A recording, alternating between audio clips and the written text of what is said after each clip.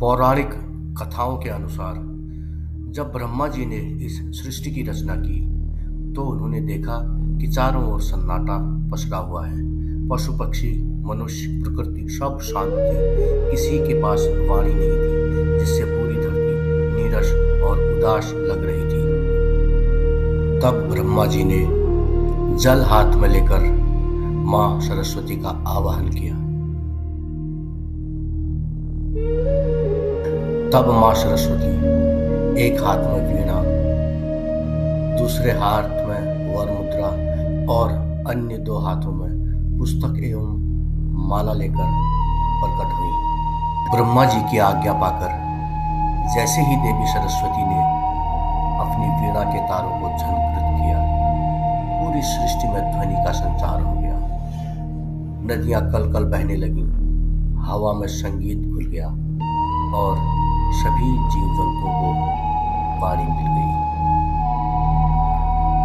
जिस दिन देवी सरस्वती इस धरती पर अवतरित हुई, वह माघ मास की शुक्ल पक्ष की पंचमी तिथि थी।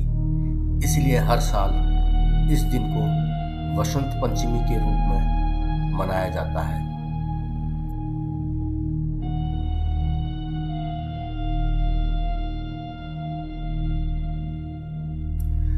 जब हिमालय की गोद में सर्द हवा कुछ नर्म होने लगती है, जब बुराश की टहनियों पर नई कोपलें झांकती हैं और जब कुमाऊं गढ़वाल के लोगों में सूरज हल्का सा मुस्कुराता है, तो पहाड़ समझ जाता है बसंत आ गया। और बसंत के साथ आता है बसंत पंचमी, मां सरस्वती का पावन दिन। कुमाऊं गढ़वाल में कहा जाता है, ज्यों ज्यों बसंत त्यों त्यों बुद्धिवलंत। यानी कि बसंत आते ही मनुष्य की सोच में नया उजाला आने लगता है।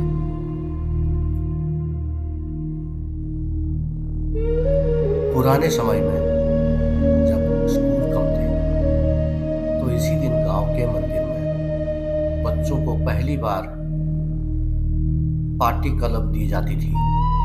इसे कहते थे विद्या आरंभ।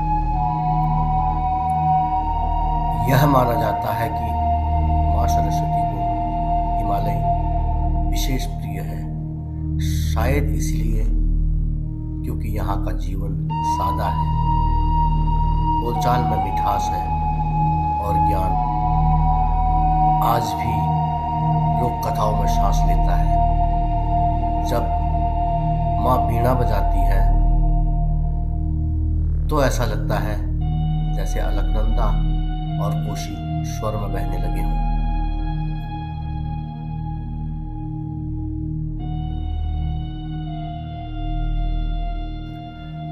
बसंत पंचमी के दिन कुमाऊं गढ़वाल के गांवों में घरों की लिपाई होती है।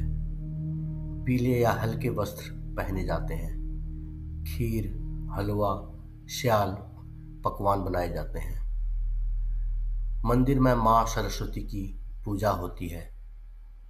गांव के बुजुर्ग कहते हैं, आज पढ़ा गया अक्षर जीवन भर साथ देता है।